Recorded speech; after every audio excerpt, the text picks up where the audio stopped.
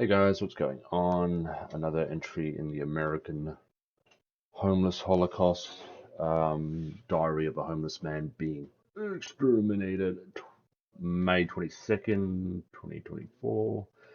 PRS Guitar Factory Tour. If you purchase your gear from online retailers, you will find my initial comments here. Very interesting indeed. Hope you'll listen to great care when deciding to give you hard-earned money to, because they might use that money to destroy the lives of their own finest employees off camera and treat their customers with similar contempt off phone. So he's already relating it back to his previous employer, of course. Like, I'm not even in the fucking video yet. Jesus Christ. But if you prefer to just watch the PRS tour that begins, no, I don't care. So I'm going to probably cut the video then if I make it that far. Alright, Paul, light it up. Dear Diary, Dear Diary. in this entry I'm going to share the video I took from my tour of the PRS Guitar Factory back in 2017, shortly after I started working for this online music store. However, I'm well aware that over time most of the viewers of this are going to be musicians, especially guitarists, who want to see the tour, and I want to address them first with some background and context to what's going on here. I mean, they probably do. They're interested in maybe seeing the tour, but they do not give a shit about your story, dude. Like, why the preamble? Like, why does this need to be the opening and the intro to a guided tour of a guitar factory? You know, like, why? Why is that important? Why is it necessary? But go ahead. This channel, Diary of a Homeless Man Being Exterminated, is No. Wait. Look, I can fuck up the name all the time, but you can't. Your channel is literally called The American Homeless Holocaust. Like, it's not the Diary of a Homeless Man Being Exterminated. That's the entry of the title in every, like, that's your diary. But the channel is The American Homeless Holocaust, right? Right? documenting what will almost has to be the end of my life, because that's what my So former dramatic. employer, a well-known online music store, did to me. Oh, whoa. All right, law. I think I've just got law because I mean, he may have said this before. Maybe he did. I've never heard it. Like, he always is very vague and cagey about what the company was. So it was an online music retailer. All right, I'm gonna have to remember that. I had worked for them for 8 years at their call center in Minnesota. Call center. Yeah, I knew that. Almost 8 years, just a month and a half shy, where I was going to get this big anniversary bonus. Sure. Did among the very best job of anybody there. Highest performance reviews, perfect Exemplary attendance, employee. 100% coaching scores, etc., Absolutely the goodest etc. boy. As the separation agreement says, which is full of lies, but as the separation agreement says that they gave me when they fired me, my job was customer service representative. And yet you were doing all this like useless like sweeping and mopping and like um shoveling snow outside the building. Is like that wasn't your job. Like, your job was call center monkey. And yet, up to 75% of the time, they had me doing sales instead. So sitting in those cubes over there were people who did the exact same job I did. Oh my God, is he literally across the road now?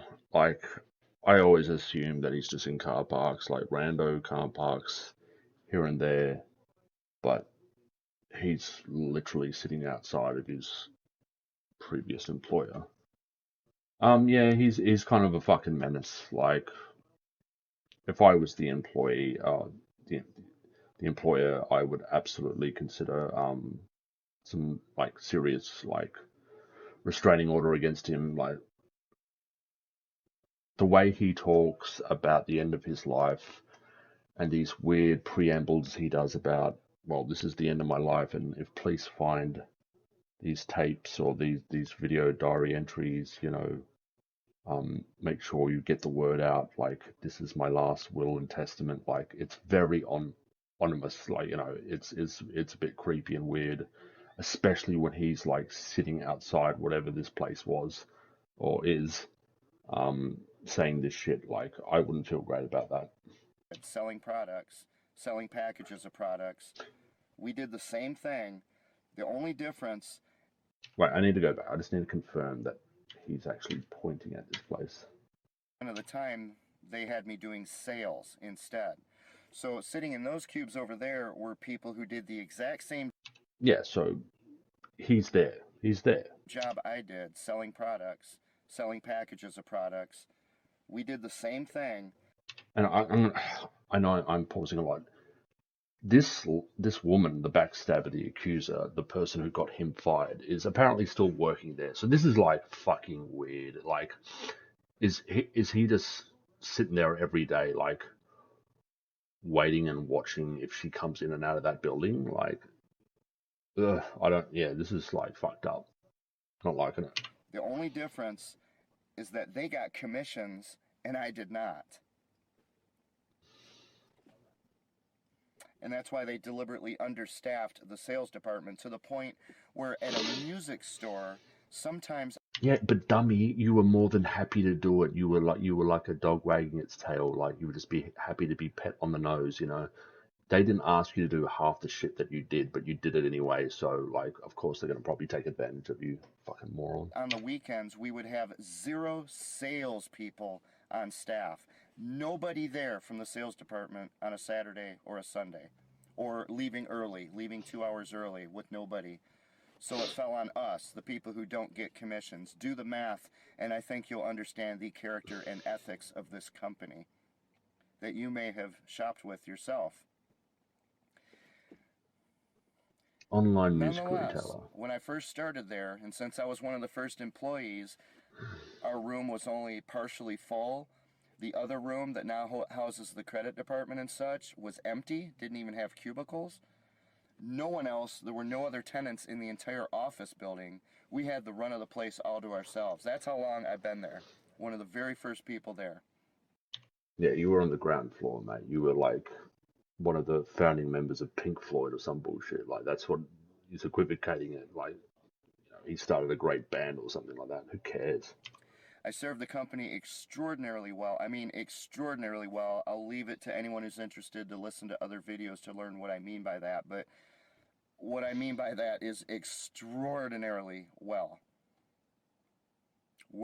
He's like a jilted lover. I'm telling you, he's like a jilted lover. Like, this is a messy breakup, and he was like, I was the best boyfriend ever, Way beyond the Call of Duty, without extra pay. Dude, in fact, getting cheated out of pay, these commissions and such. You were never entitled to it. Like, if you wanted to change or switch job roles, you should have gone through official channels to get that done. Like, you're saying, look, I'm doing this additional part of the job that's not originally in my job description. I need to be like paid for this. Like, but you didn't speak up. You just like literally did it for free. And of course, like, they're gonna probably take advantage of you. Over those 8 years, I would get raises every year. I worked nights, I worked weekends, so I got premiums for night, premiums for weekend. I worked overtime all the time, so I made better money than I could anywhere else, and I need. So why were you homeless? Like, why the fuck were you homeless for so long? Like, why were you actively living in your car, homeless, if you were making such good money?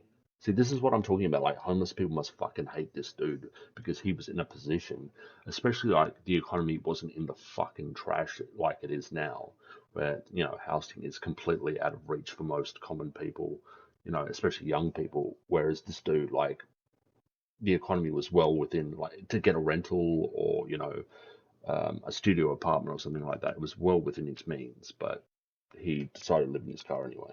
Needed it because even then all that money was taken away by bills and car repairs and such, as I lived in my car the entire time I worked there. That's fucking wild. I hate this guy. Like, he's annoying. He's really fucking annoying. Yeah, he's a fake homeless dude. Like, this is what I go, like, it's this victim complex that he has. It's this, like, he must be tested, he must struggle through life because people need to look at him as a victim, and he's gone through such hardship. You don't know what kind of hardship he's gone through. You can't possibly compare to him. But he, by his own account, he worked well over the amount probably allotted to him in his contract.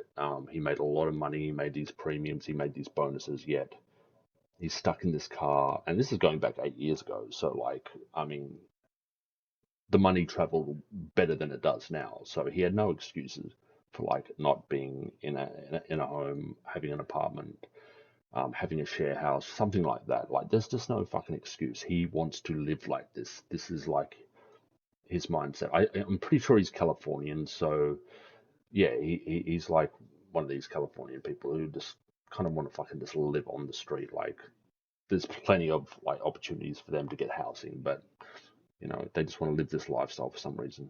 So while I was homeless for 8 years working for this company, and I've been homeless for 9 years, while I was homeless, Bragging. I still managed to give them that kind of performance. Better than all these people who live in nice, comfortable homes. And also, I have no family. I've had no family in 32 years. So all these people who have family and friends and a nice home and a nice car, I'm driving a car that has to get towed half the time. Oppression Olympics. It's Oppression Olympics. My struggle, you can't possibly compare. Like, I've been through so much, uh, you know, animosity and hardship and trouble in my life that, can't possibly compare to me. I'm pumping all my paychecks into repairs for it. I'm living The in fuck? these kinds of conditions. What did he say he had here? Like a Cougar or something? I don't know. I don't know what car that is, but it can't possibly be that expensive to like maintain and upkeep. Like, especially on the money he claims he was on. And yet I still do that great of a job for the company.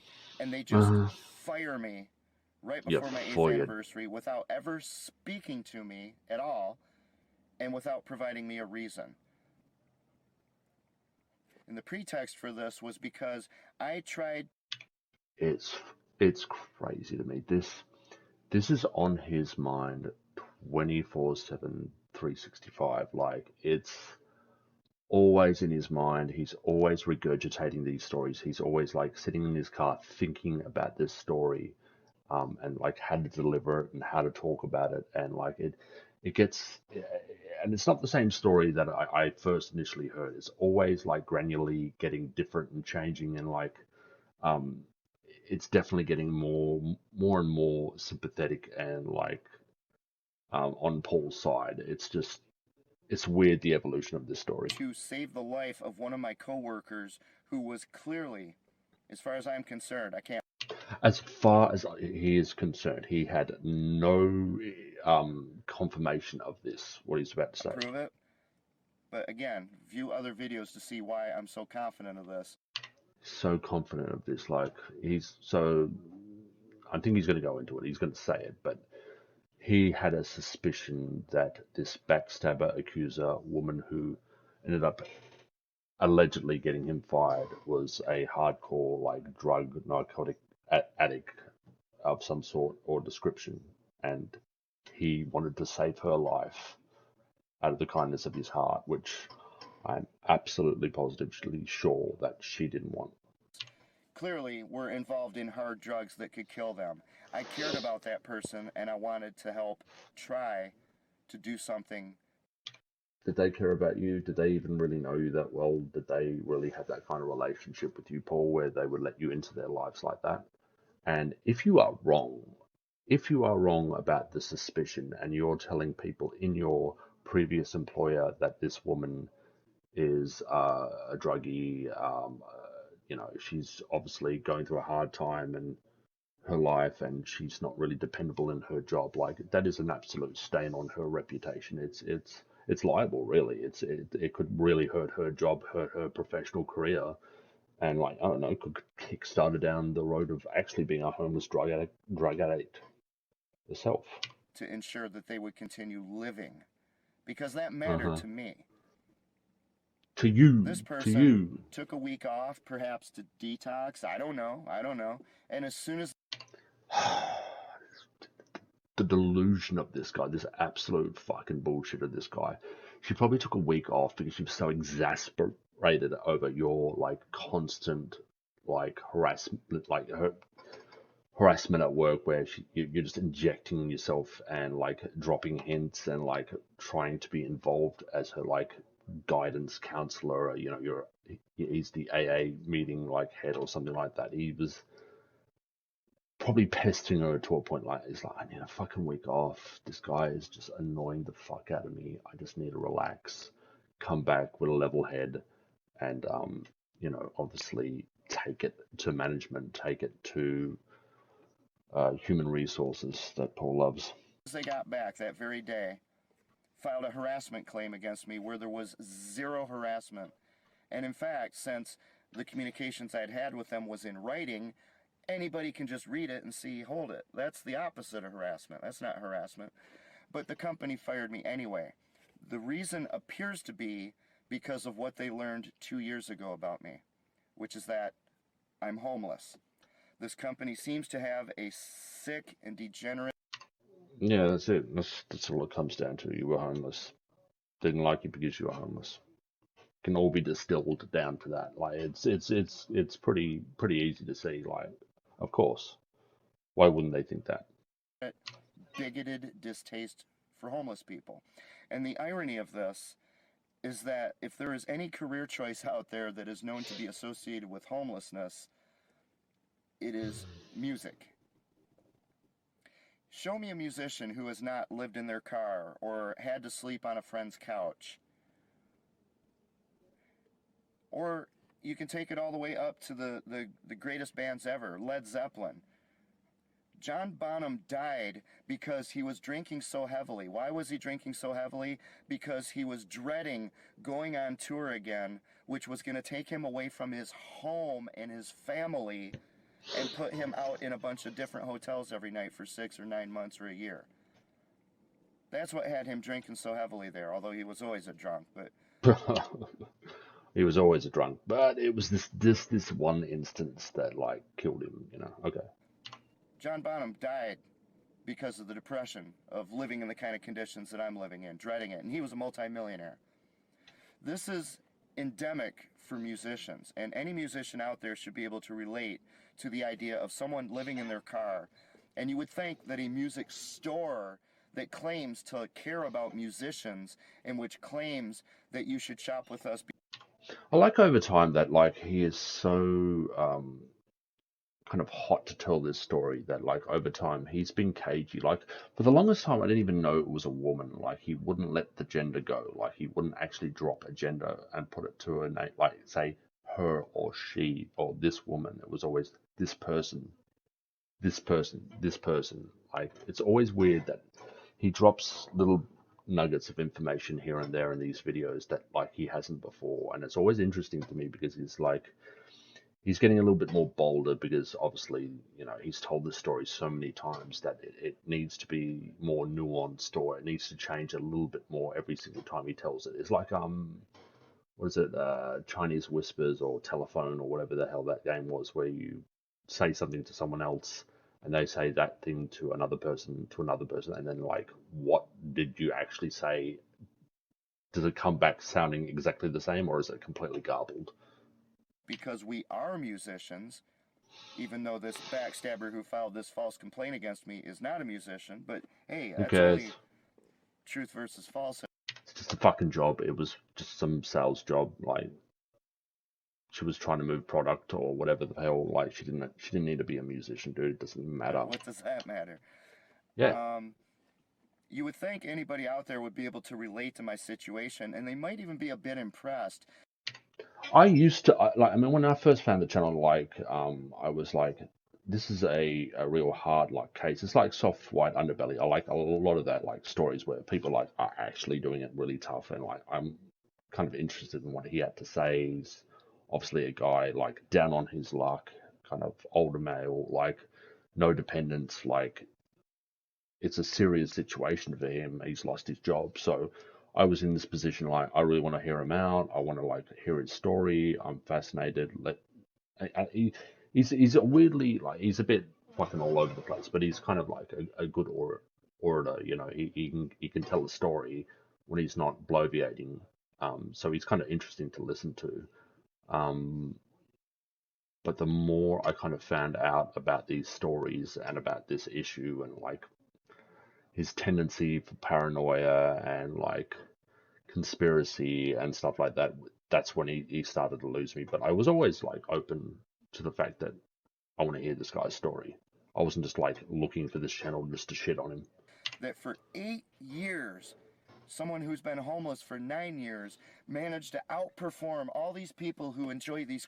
That's another new wrinkle. Like, he always said 8 years, always said 8 years being homeless, like, and then like homeless here and there, like before that, but it was always an 8 year stretch. Now it's becoming 9, so it's interesting. Creature comforts every day of the year, and I don't get any of them. You would think that would impress people, but not this company, because they appear to hate homeless. Yeah, like, I think I made this analogy before. It's like the desert fathers of like 3,000 years ago who would go out into the desert and really suffer for the faith. Um, they would be like monks. They wouldn't really eat or drink or like imbibe in bodily pleasures or anything like that, and they would live in the desert. And like they get disciples and followers who would be like, this guy is abstaining from everything, that brings joy in life. How impressive! I think that's how Paul thinks of himself, as like a desert father. And you should be really impressed that he lives in squalor and he's doing it so hard. Like, that shouldn't impress you. Homeless people. They're osteophobes. Well, if they hate Yeah, homeless it's the hatred of homeless people, apparently. people and musicians are known for as the career that is most prone to homelessness, again, do the math. Do you have statistics for that? Like, is there anything? I can believe that there are probably a lot of buskers that are musically inclined and are probably living rough, but yeah. How do you think, if that's how they treat and regard their own employees, their best employees, how do you think they regard their customers once the phone is hung up? Once you can't hear what they're saying? How do you think they really care about Any company in the world, you put that phone down there, they're just like, this motherfucker was annoying. He wouldn't go, kept going on and on and on. I just wanted to close this sale out, but he wouldn't fucking go with it. Yeah, you as whatever. a customer? For a music store to fire an employee because they're homeless, or because they're old, or because they're male, and the person who filed this complaint is a young, attractive female. Never used to say that. Never used to say that. I'd scrub back through a lot of videos, and he never used to say that. He was always careful with the gender, but now he's just out about it. Like, young, attractive female. He's probably going to start dropping her name, which maybe he has, maybe he hasn't. And by all the evidence, a young, attractive female who is likely addicted to drugs that could put her in a body bag anytime. I was trying to prevent that, but the company kept her, a non-musician, and they just threw me into the garbage without even speaking to me or providing a reason.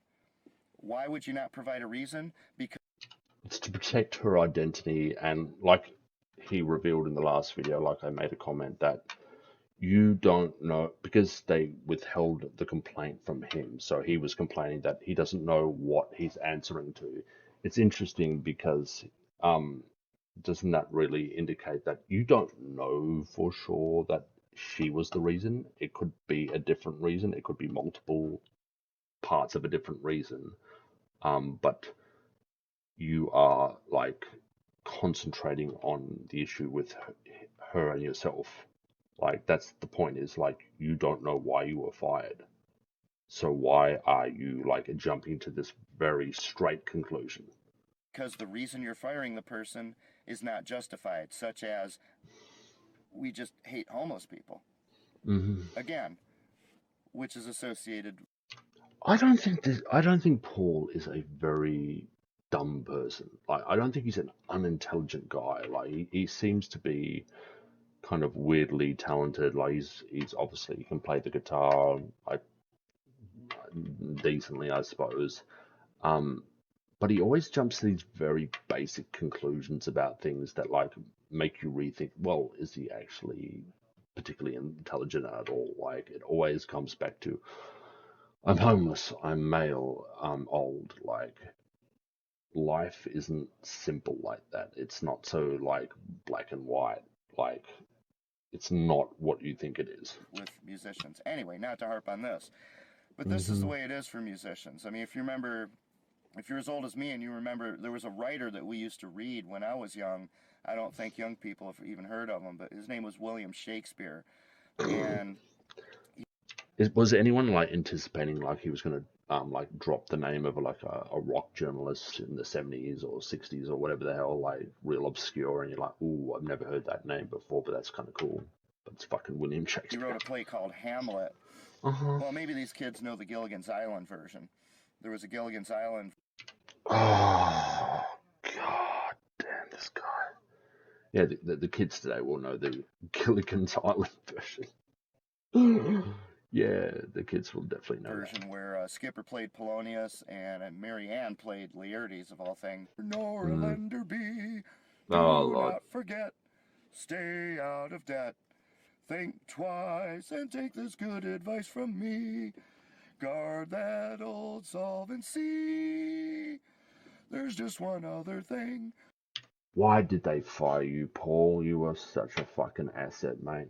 Why? Why on earth did they do it? You ought to do, to thine own self be true. And I apologize for not being Oompa doompa doodly dee. Paul is a fucking schizo today. able to sing, but sitting in a car or an office desk for 8-9 years destroys your singing voice and your diaphragm. It's this blame. Like, he can refer anything back to this company and this firing, and everything and anything in his life that goes wrong is because of them. Like, it's simple. Hey, idiots! Like, it's simple. Yeah, musicians don't seem to take that advice the way they should. Neither a borrower nor a lender be. And they end up homeless quite often because of it. So here's what happened. I started working for this company. It was about as much of a dream job as you could hope for, working with musicians in a music store, get employee discounts when the You were you were part of the call center. Like, were you actually directly working with these musicians? Like, it doesn't sound like you were. It sounds like you were in a cubicle, like answering calls. Like, do you have this Les Paul in? Do you have a drum kit? Do you have this? Do you have that? Yes, we do. We have it in stock. I can order it.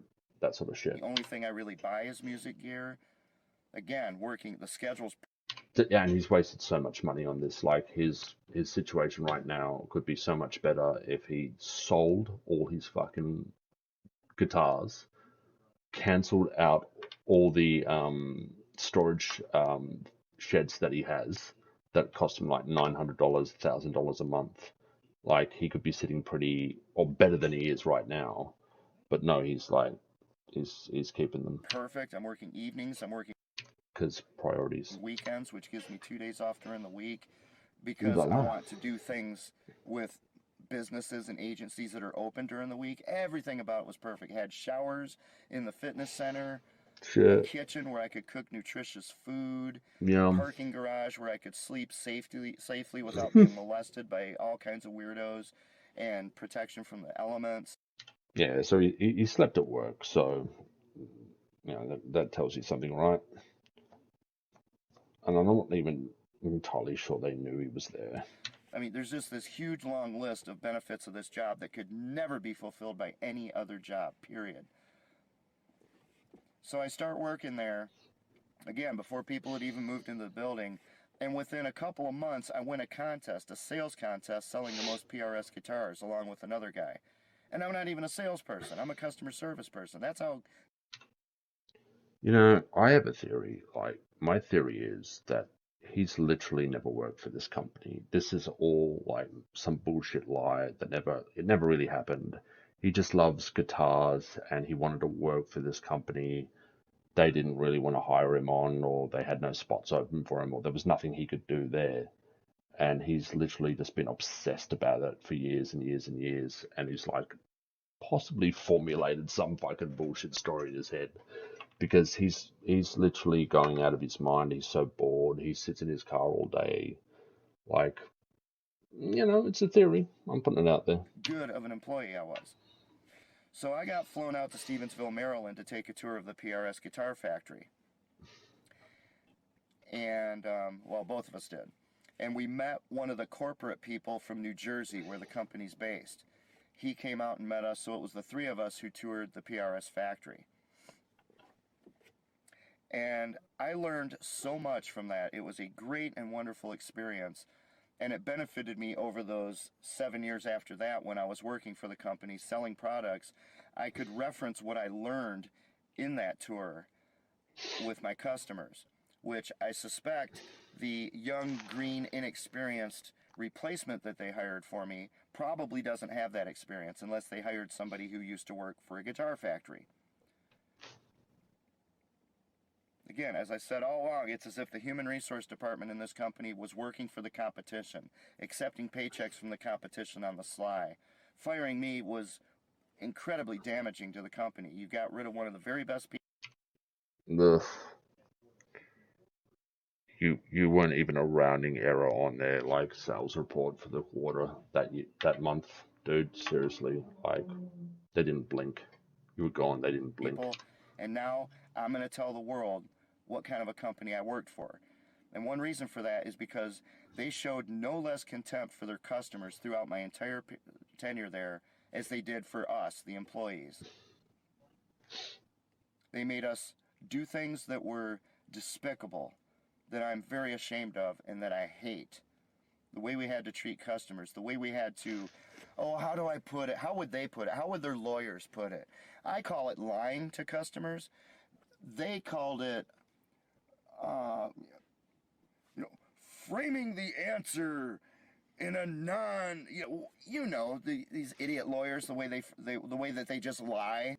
Yeah, like a lot of sales is like that, where you literally lies by omission, white lies, kind of twisting the truth a little bit in order to maybe keep a customer within the realm of like selling to them. Like if you just tell them, no, we can't get you that, we can never get you that, it's sold through, or like we can't order this ever because it's literally not in production anymore, like goodbye.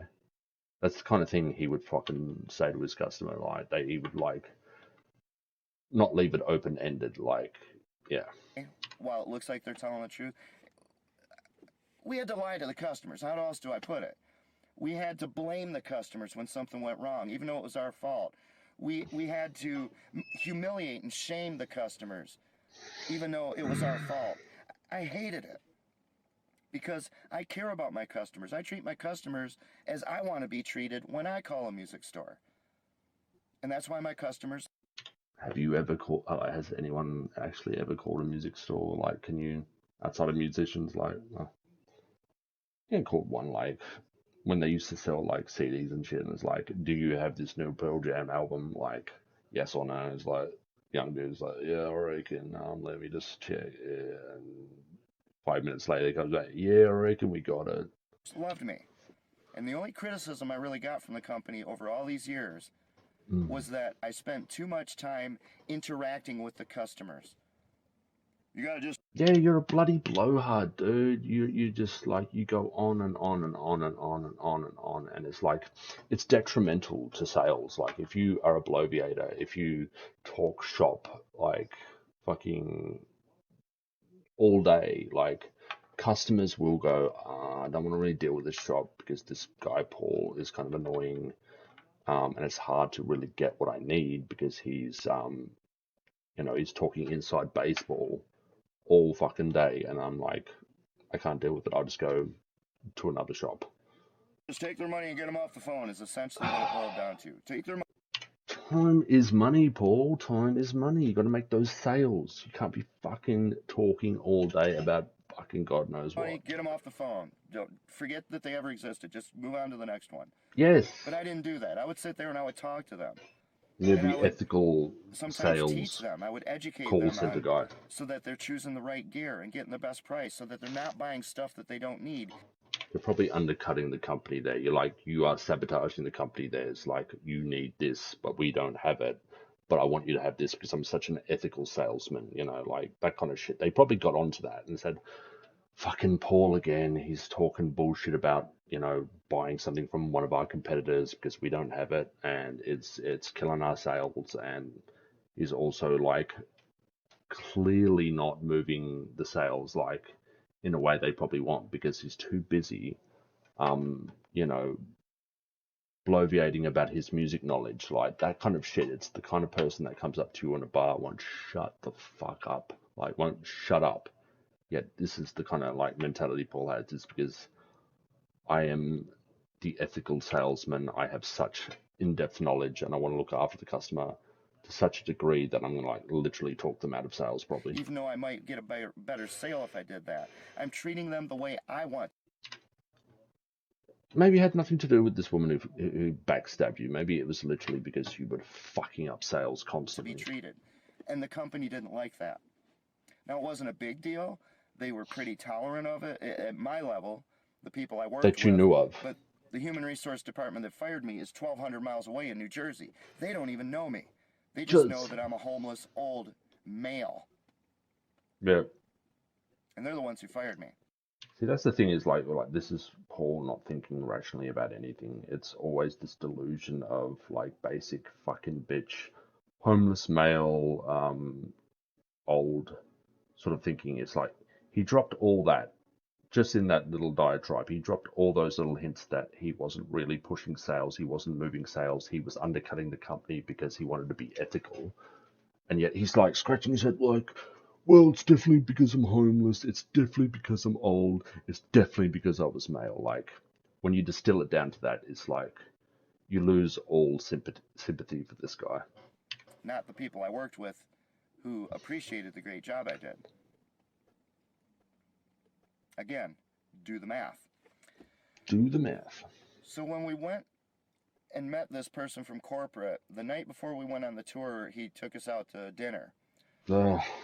And while we were eating, he asked the two of us. He's like Grandpa Simpson. Is like, yeah, when I went out, then it was the style of the time. We wore the brown belts backwards, and you know, we pulled our pants quite up to our nipples. And us a straight up question. He said, "What is the greatest hindrance to you doing your job?" Uh-oh. And the guy I was with, I thought he was going to speak up because he had plenty of things on his own to talk about. He clammed up. And this is a corporate, like, this is a like grand poobah, you know. So you gotta answer this correctly. Bailed out, weaseled his way out of it, didn't say anything. But I answered the question because I was asked a flat out question by a corporate officer. What is the greatest hindrance to you doing your job? And I told him, well, probably the antediluvian software that we're using. I went to graduate school for computer science, and I haven't seen software of this nature literally since I was an undergraduate. That ended in 1991. This software is so old and stale. I don't know how you're providing security for customer information. I don't know. You're making it worse for us. Somebody's brother-in-law went and did a revision of this software, and they made it 10 times worse, as if it were even possible. It used to be at least lightning fast, even though it was useless. So you could get the muscle memory and type things, and you could help customers, 3-4 times as quickly. But they changed it so that now when you press a key, you have to sit there and wait up to 20 seconds for the thing to register. One keystroke. Before they did that, I could go and type all the keystrokes, and it would just fly through all the functions. It's a fair point. Like, if they've changed the software that literally makes it slower and harder to use, then yeah, good point, Paul. So the customers ended up bearing the brunt of the... Yeah, but like, I don't know if like a corporate marketing mark would want to hear that. Like, they would be like, well, we're undercutting costs by using this software. and we probably are very well aware that it's shit, but it costs us less than nothing, and yeah, it's saving us a lot of money. So shut up. That as well, because they now, instead of having a 2 or 3 minute phone call, they now had a 10 or 15-minute phone call just while I'm sitting here waiting for the computer, and the whole time the customer thinks I'm a moron, and often they would say that. They would say, what are you, totally incompetent? Are you just an idiot? Are you a moron? A How little can you bit. not get this done quickly? What's taking so long? I had to sit there and take all that abuse as a software engineer, as someone who knows what they're doing, and this company just had me answering phone calls for 8 years. I am actually surprised he didn't like completely code a whole new software um, script or whatever the hell he would have done to like literally rewrite the software to actually make it work well. Like he could locally load it into his computer and get it working and make it like more efficient. Like I wouldn't put it past it. Instead of having me replace their useless IT department. So that's kind of sort of what I told this guy in nicer terms. Well, we get back from the tour, and about 1 or 2 days after I got back, I get called into a room by the sales manager at that time, and he says, I heard you had some complaints for so-and-so at the corporate office there on your tour. If you're not happy here, you're perfectly welcome to, go find employment somewhere else. This is the quality of character of this company from the very beginning. They're just sick degenerates. I mean, welcome to like corporate work in corporate America. Like you are literally just you're a number on a spreadsheet. Like I know it's cliche, but it's literally that. Like you can be replaced by someone who's more like subservient, like isn't going to really rock the boat, going to do the job to how they want it done. They don't want a long-winded, bloviating, like very hyper-involved kind of guy like you, Paul. Like it's not what they're after. And they don't know how to run a business competently. And I'm going to demonstrate that here as I talk about the way that Paul runs his company. In this tour, you're going to find, for one thing, they talk a lot about the wood. Notice that they talk a lot about the wood because the wood is I very think I'm important. about to wrap this up if this is going into the tour. All right, let me scrub for a Toned bit. woods are what make your guitar sing, or what Don't give care. your guitar the tone shape of the guitar of it is. They have luthiers who have been there for decades. Yeah, maybe $5,000 or $10,000. PRS can sell one of those, at least in their SE line that are made over. I want a discount. This thing's used. It's got a fingerprint on it. Those kinds of customers can go to hell. And I speak for everyone, I think, in the entire music industry, for every music retailer. If that's the kind of customer you are, you can go to hell. But like, isn't a lot of what you talk about in terms of guitars like literally like collector's editions and storing them in like mint condition, no smudges, no scratches, no nothing, like literally pristine, so you can look at them on your wall or something like that. Like, isn't that the kind of customer you are, Paul? You are a loser. Pay for Loser. your gear like everyone else. And stop abusing and terrorizing the people who answer the phone who are there to help you because you want to try to cheat them out of some bucks. But again, most customers are great. That's just a small number, small percentage of utter losers who would call us up, and I know for a fact they call up the other music stores as well. So I'm just throwing that in there to help everyone at all the music retailers, not just where I worked. Thanks, Paul. Don't abuse the people you call there. They are there to help you the best they're able, and if you don't feel like you're getting the help you need, there's a 92.5% chance that the reason is because of their corporate office, not because of the person you're talking to. Generally would agree with that. That is a solid So point. stop abusing that person and find a way to contact the corporate office. Of course, our company makes it impossible for anybody to find or contact the corporate office because they're a bunch of cowards there in New Jersey. I don't even know the names of the people 1,200 miles away who fired me. This is how cowardly they are. I don't know the names of the people 1,200 miles away who don't know me, who fired me without even speaking to me first or providing a reason why they fired me. So if you call up a customer service rep or a salesperson and you don't feel like you're getting the service you need, it might be that person, or they might be new and inexperienced, but the odds are it's the company telling them to do things that you don't like, and they can't tell you that they're forced to do this. Leave them alone. Let them do their job the best they can and stop abusing them.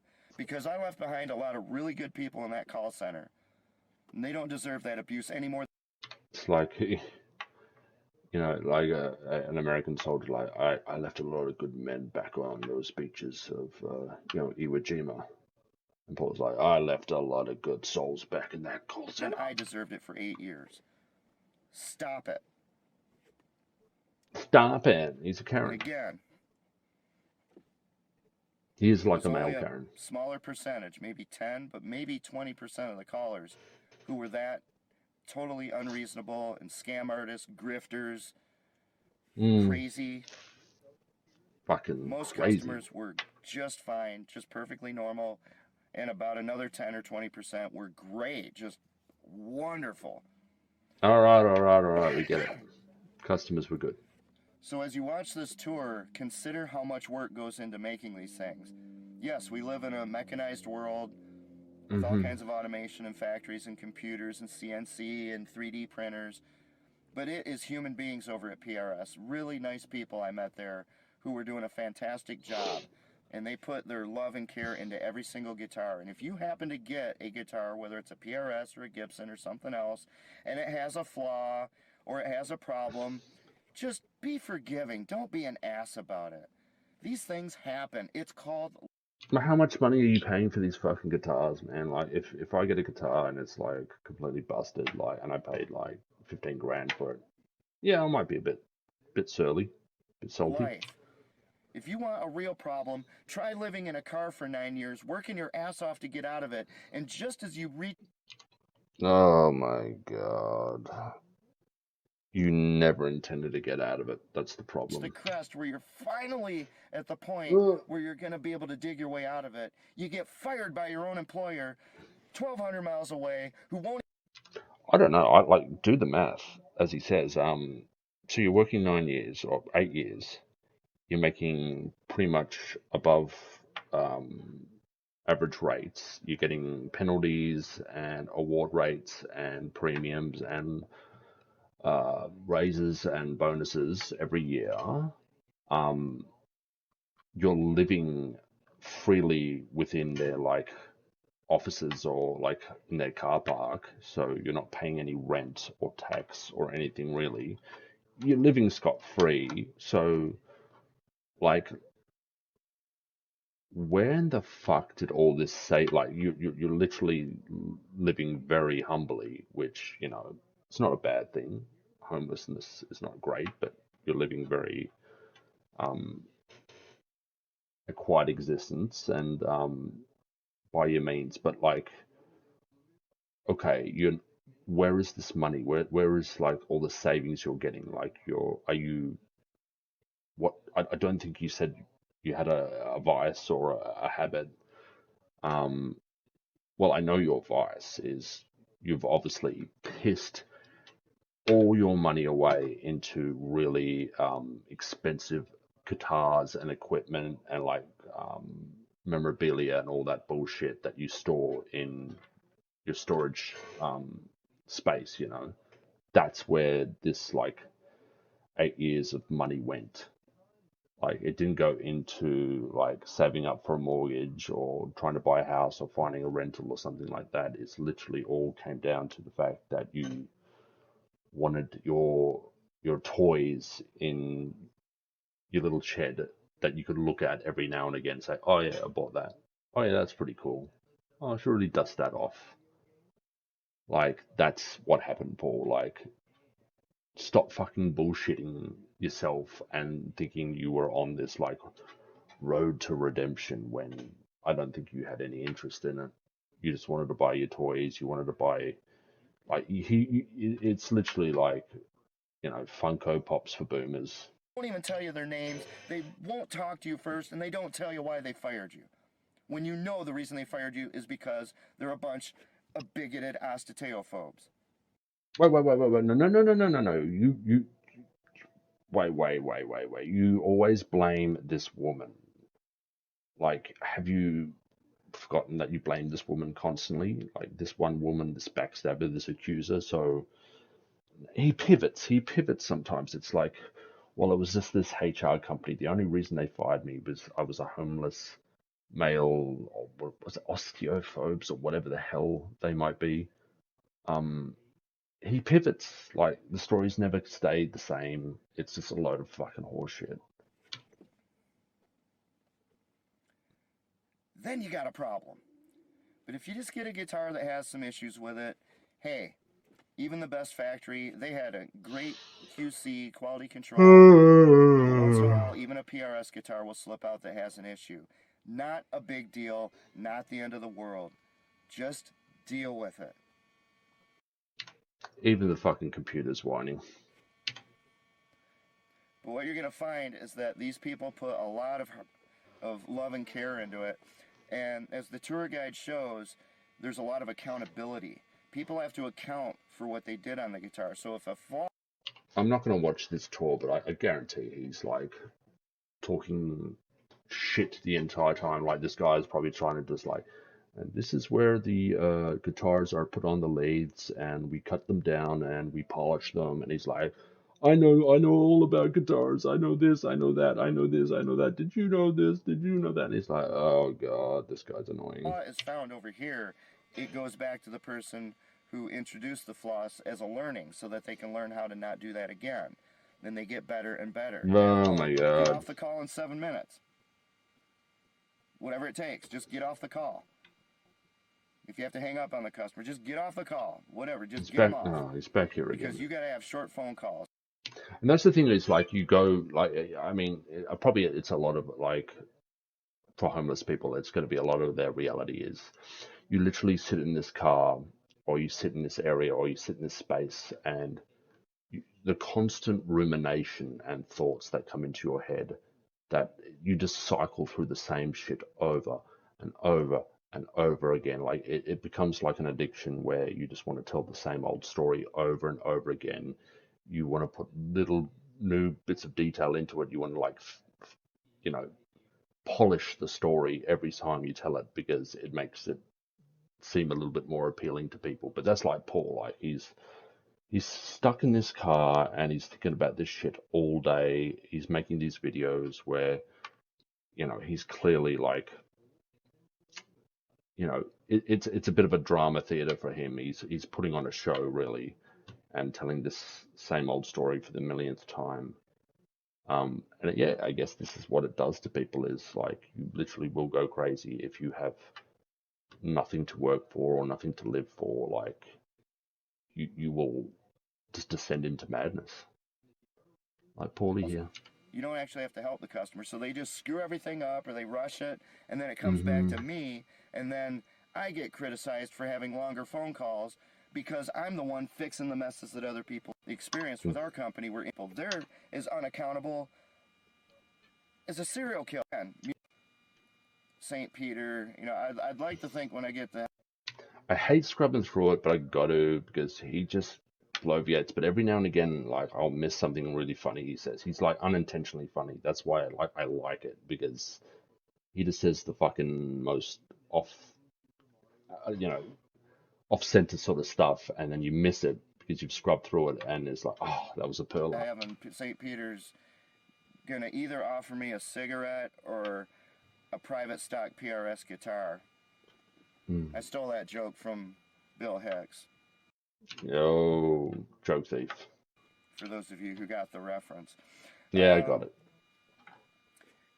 I didn't show anything from the amplifier research and development. I got to meet Doug Sewell, who's their amplifier, low, secret stuff. Also, I didn't in prototypes room, one-off, didn't fit it. You would think he would want to meet with the retailers, who are he's particular, because he's the kind of person I like to hang out with.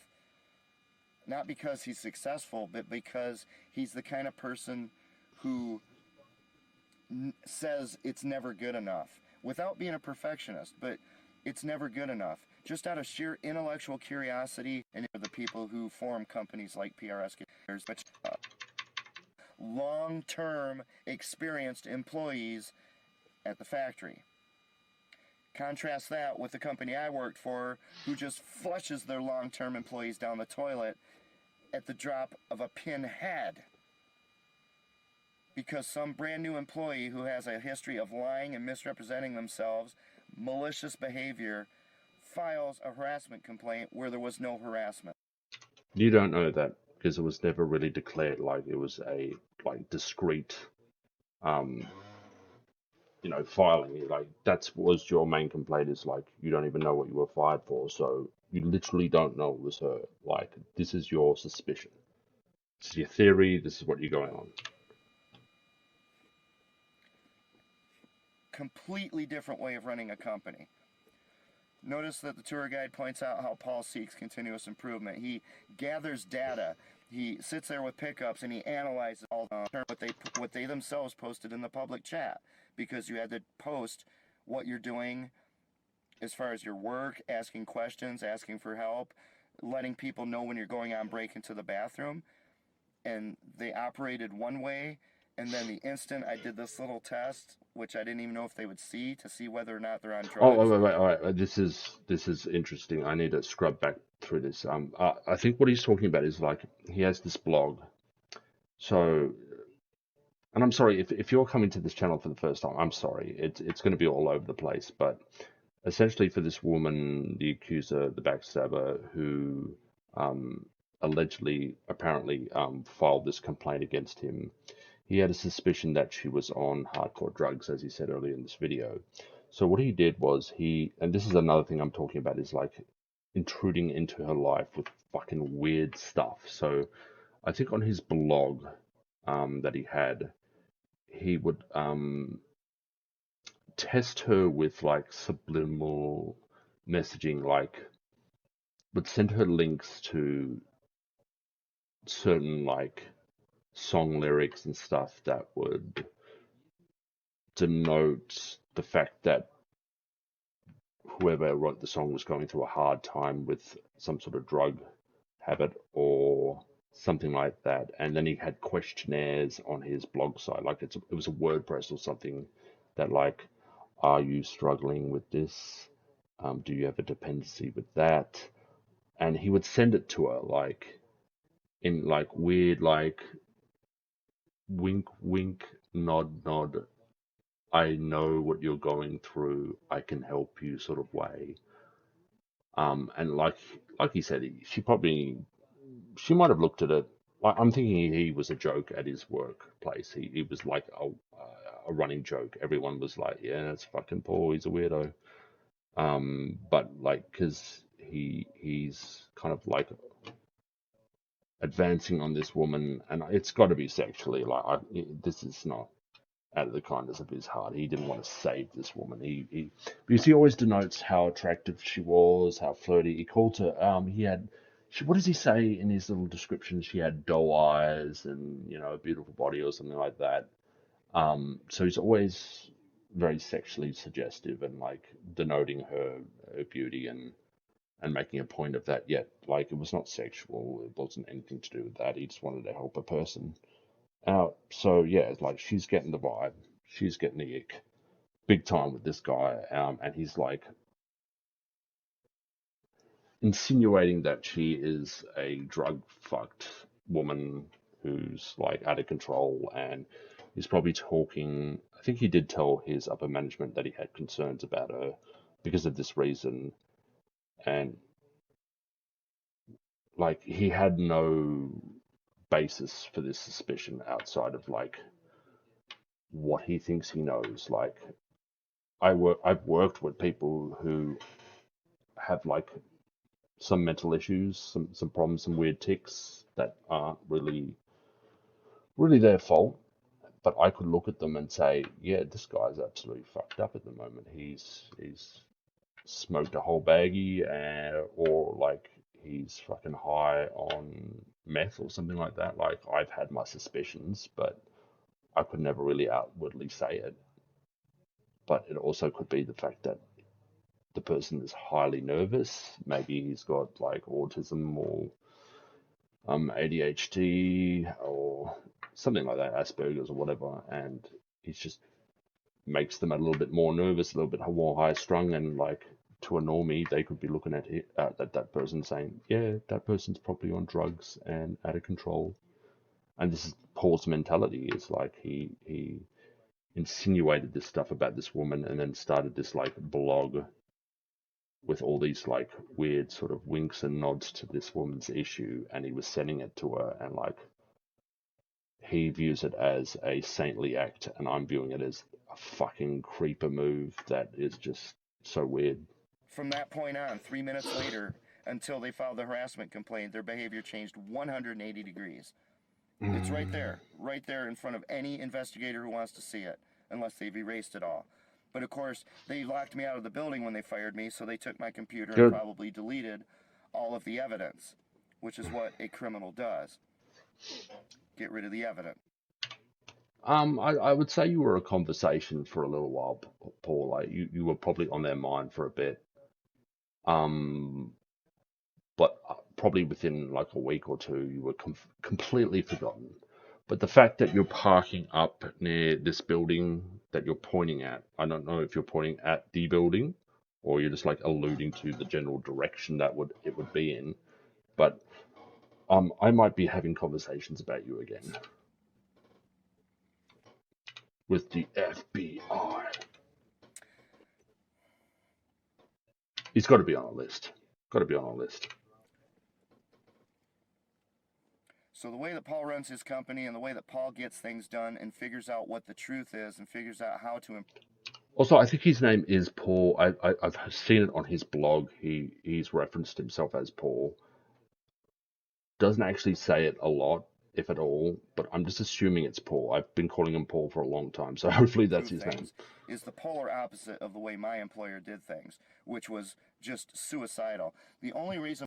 But I'm thinking it could be like a reference to like Les Paul or something on his blog. My company's even still in business is because great manufacturers like PRS build great instruments, but they don't sell them. Or they might sell directly, but that's not their main thing. They do it through retailers. So if someone wants. So difficult because he goes in between. Like, this is the thing where he will have a conversation about something he couldn't give a fuck about, but then he constantly refers back to his interpersonal dramas with this company. So if you scrub too much, you dismiss it. A PRS or a Gibson or a Schecter or a Fender guitar, they have to come to us to buy it. They have to come to us or one of our competitors, and there's only a limited number of big online retailers.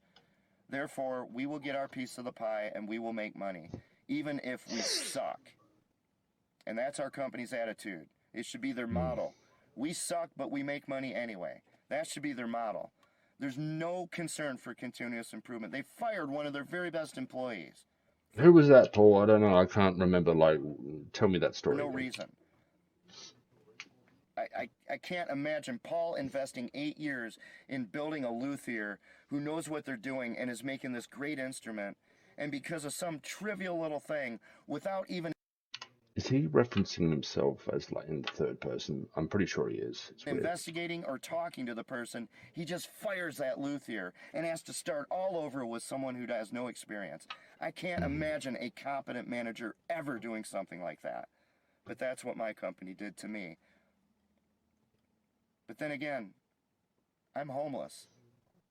Yep, there it is. Like, yeah, it's like an equation that goes all the way down the whiteboard, but you can really simplify it. Like, it's the breakthrough. You've simplified the equation right down, and you distilled it down to Paul equals homeless equals fired. You know, so simple. Maybe they just hate homeless people. You know, like many of the musicians. I like how he says maybe. Maybe they just hate homeless people. Like, why is it a maybe? It's a definite. Like, why even put maybe? Out there? Aren't you so sure of it yourself, so why say maybe? Including bands like Led Zeppelin and the Beatles. Huh? Well, when they were homeless on tour for months? I mean, were they like? I mean, they're away from home, but I'm not necessarily sure they were ever homeless. They were like probably in the Ritz-Carlton or whatever. Musicians, think very carefully about where you spend your money.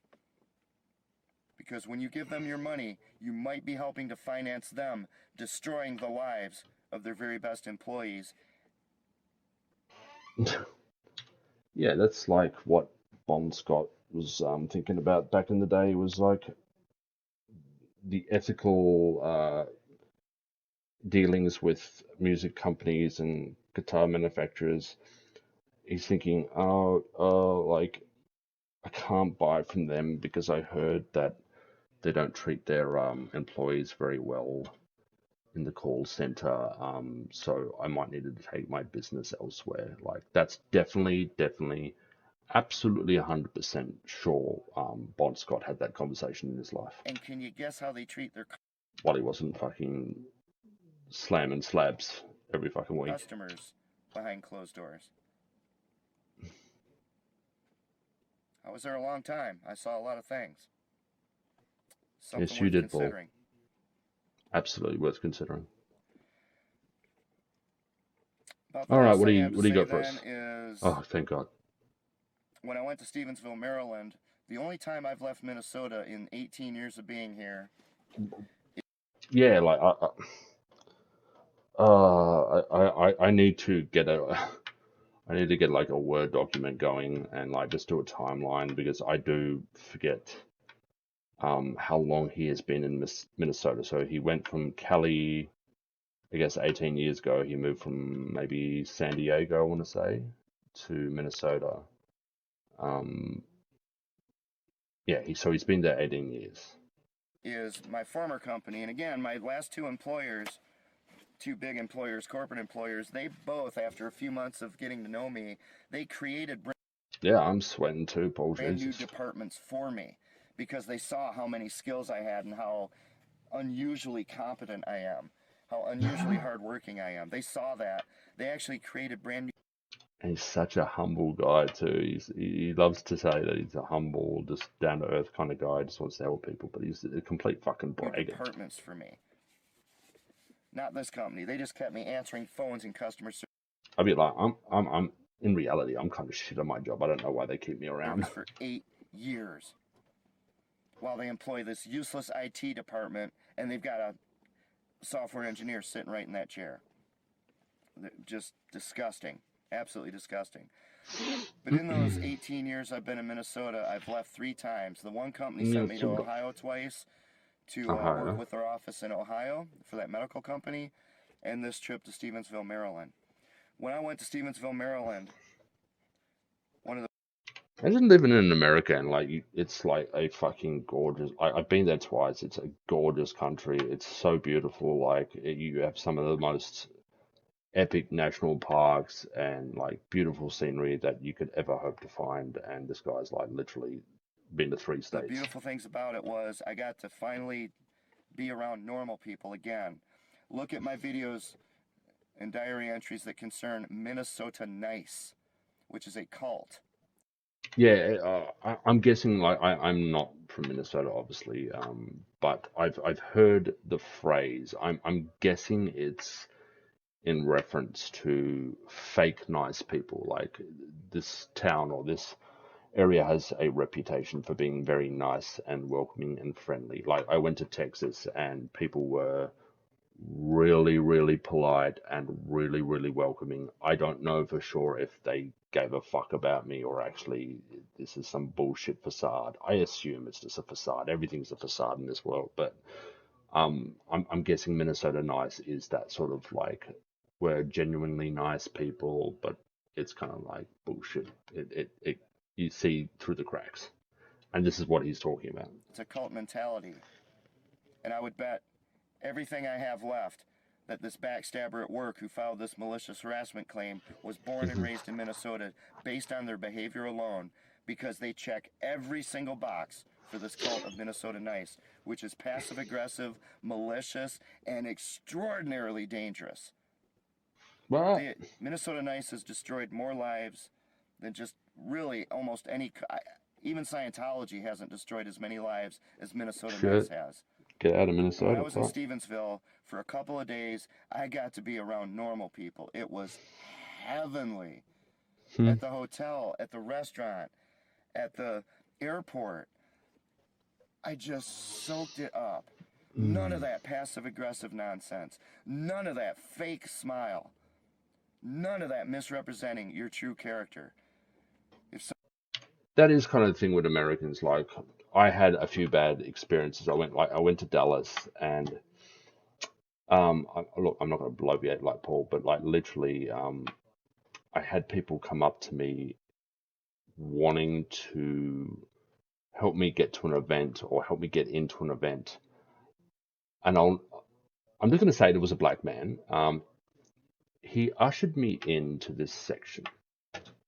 I will never forget this to the day I die.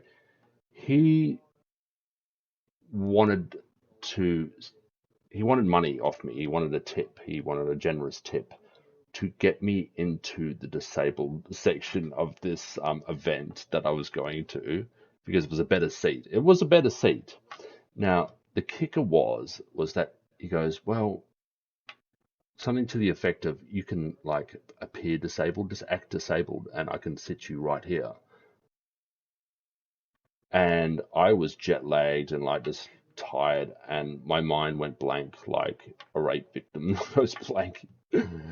I could not believe, I couldn't fucking believe.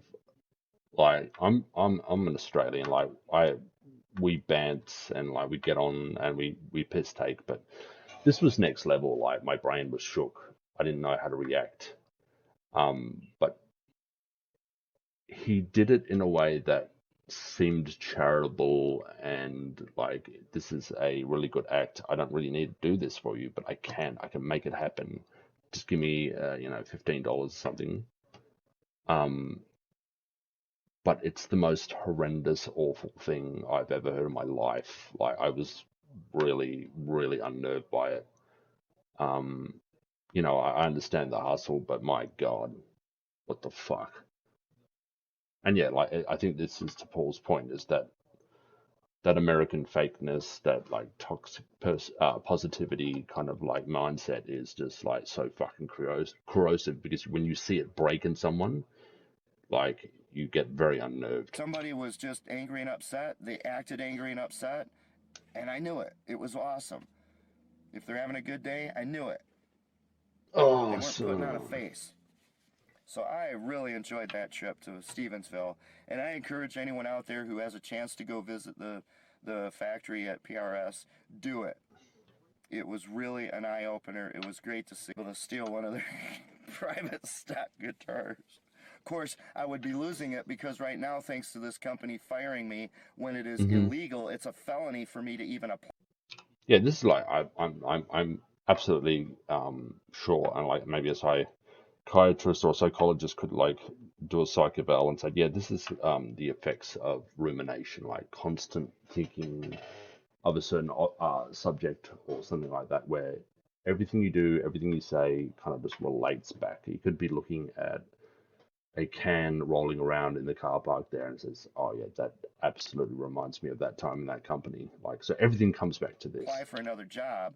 That's why this is a death sentence, and the company knew that, so they knew they were giving me a death sentence. They knew it. Oh, yeah, so I mean, maybe, and this is getting really long winded, and I know this video has been going on for a while, but he's actually kind of covered a lot of the basics about his story, so it's probably a good time just to riff on it because the channel's kind of growing a little bit. So, um, what the fuck was I going to say? Oh, god damn it. I just lost my train of thought. Let me. They knew it. I told them repeat. The company knew that. So for me to even apply for another job.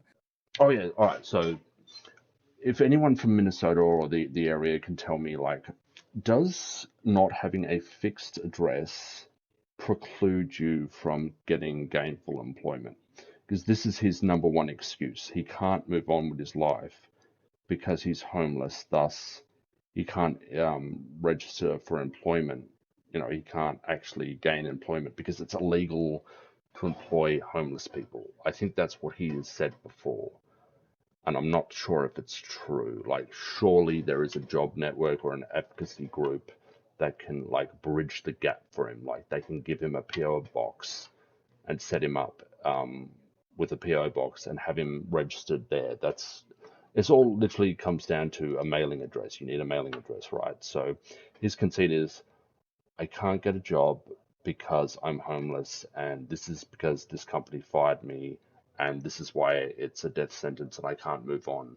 So, are you telling me in this state he cannot get any sort of meaningful employment without um, having a fixed address?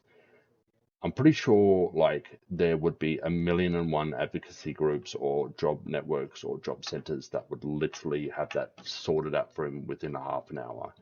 But because Paul has no initiative, he doesn't want to help himself. He just wants to remain in squalor and be angry and be bitter. He doesn't want to do that.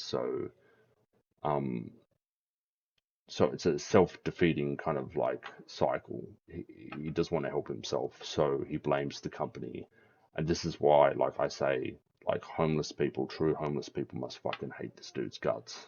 Because he's just fake, he's just bullshit. Like, he's not doing anything to make it better. He's just like wallowing in self-pity and just a whole lot of fucking bullshit. Like this Dory like blog, he could be putting his time into a job search, like a meaningful job search, getting some sort of shelter, maybe a share home, something to that effect, something temporary, something gets him out of the elements, gets him out of the car. He can lay on a bed, he can lay down, but he doesn't want it. He just doesn't want it. He's just been living like this for years, but it's always someone else's fault. That's why, like, people say in the comments, why are you so critical of the dude? What's your issue?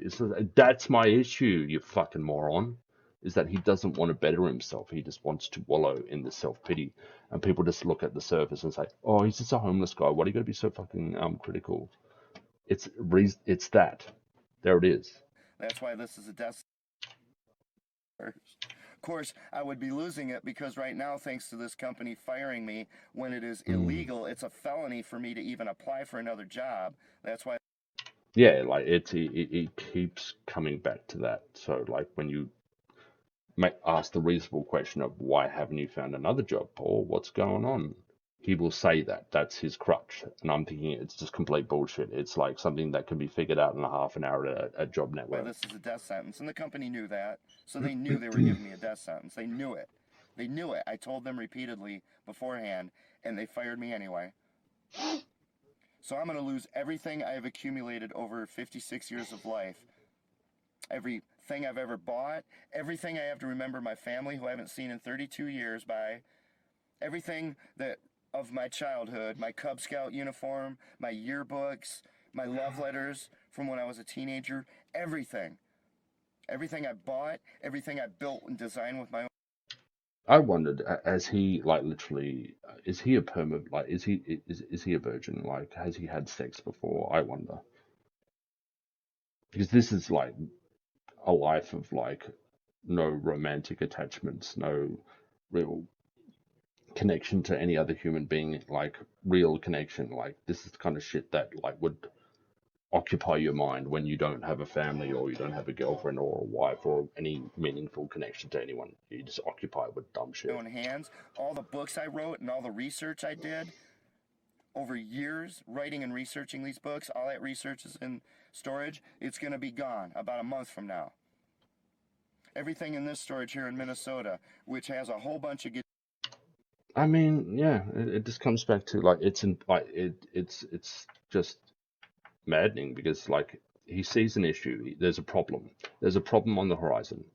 He needs to save these two storage sheds, storage facilities. So problem. It's a problem. Okay, so how do we solve this problem? Well, we solve that through going through to a work agency or a homeless shelter or something like that to get you going in terms of like registering your name to a PO box or like a private address that is facilitated through one of these agencies. that essentially allows you to be employed. Now, I don't know if that what he says about you can't be employed in Minnesota without a fixed address. It could be bullshit. Like he's saying it's an offense. It's likely to put him in prison. So I don't know if that's true, but like so all right. So we have a timeline. Like we have a line graph here of like what to do. Take car, drive car, go to job agency, talk to woman, talk to man at job agency, get fixed address for employment opportunities, talk with job center about what is out there, cook hand at McDonald's, job vacancy, come in for interview, next week or in the next few days. Like it's so simple, yet he's allowing this problem to basically manifest on him, and he's doing nothing about it. So he's crying and he's whining and he's whinging about this all coming to an end with this storage facility, but he could literally change that future, if you know what I mean. Like it's up to him to change it, and he's not. Guitars and pedals and music gear that I went out and I saw at used stores. I researched. I just love these things. I fell in love with them and I bought them. It's your Funko Pops, dude. It's like it's what you're obsessed with, like. But when push comes to shove, and you are down on your luck, like I've got a lot of useless crap. I've got memorabilia. I've got like old video games that I collect. It's like if I need to sell them, if my life gets to a point where I'm literally going to be destitute, like it's not even a question. I've sold a lot of it anyway, like just because I can't stand looking at it anymore. And I'm going to just lose them. But unlike somebody who has a house fire and everything burns to the ground, or a tornado outbreak, or a hurricane that just flattens their house, unlike that, I'm losing everything because somebody's going to pay $50 for my storage facility. Who are you and pointing some at? total stranger is going to get everything that was my personal and private life. Is it like, what is that show? Storage Wars? And the guy goes, oh yeah, I'll have all of Paul's, Boy Scout gear. Yep. For 56 years. And then they're going to do it here at this storage facility as well. We'll do something about it, Paul. It's all within They're each going to hand. spend You about just got to do it. $50 to buy this storage facility. They're going to get tens of thousands of dollars worth That's going to be an epic episode of Storage of Wars. stuff to sell. And everything that is personal to me, everything that is my existence, is going to go to some total stranger. Unlike losing everything you own in a house fire. And it's all.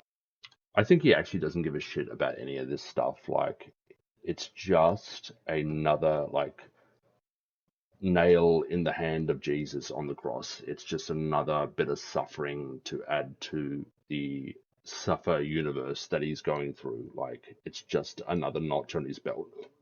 All because Honestly believe that. Of this company, this online music store that I work for, and that I. It's so weird that he's actually referencing an online music store now. He's just always said the company. But I guess he's getting so bored with telling the story so many times he's now like literally just saying things out loud. Served so well and so faithfully, even as they treated me like garbage the entire time. So musicians. Wait. You always said that you had such a good time there, and it was like it was like the happiest time of your life. Like, I don't know. As you watch this tour of PRS, I ask you, I beg you, think very carefully about the ethics of giving your money to a company that would destroy their own best employee in that manner, and ask yourself if they would do that to one of their very best employees, long-term employees, how. So like it was PRS online music retailer in Minnesota. Like that probably wouldn't be hard to find. Like, oof, kind of interested in like sending a few Are they emails. going to treat their customers? Did this guy was he ever employed by you guys? Is this story true? Is anything true here? It's like, no, and we don't know him, never seen him. Though we see him every now and again outside our offices. When push comes to shove. And with that, it's kind of like me, like if I lived in like Tokyo and like every day like I'm literally like down the road from the Nintendo building and I'm like I want to work at Nintendo so bad. I don't have the skills or any like competency in like software, but I want to work there so bad that I'm literally going to walk up to it every day and think about it. And like at some point, it's going to like I'm going to get mind broken by the fact that I'm not getting into this company. And then I'm going to make up this fucking tall tale of like, well, actually I was employed there, but they fired me for like some bullshit reason, and now I'm on a crusade against them because I'm like literally so obsessed with this company. Don't put it past him. That's what I'm thinking. That I give you this tour of the PRS factory from 2017. Thank you, Paul. Thank you so much. That's just what I wanted. Yeah, long video. I am so sorry it went on for a while, but he dropped a lot of basic knowledge, like foundational knowledge to like help people understand the situation. Because he only does it really in like weird kind of abstract non sequiturs. Like it's hard to get all the information in one go. But he kind of did the groundwork there because he's trying to get musicians to understand his ethical dispute with this company. So long one. I apologize. If I could edit, if I had any skill in that, I'd probably like cut it together. But this is all riffing on this channel. Like I just do it live. So thank you very much, guys. Yeah, this will probably be it for a little while. That's enough. All right, thanks, guys. See you later.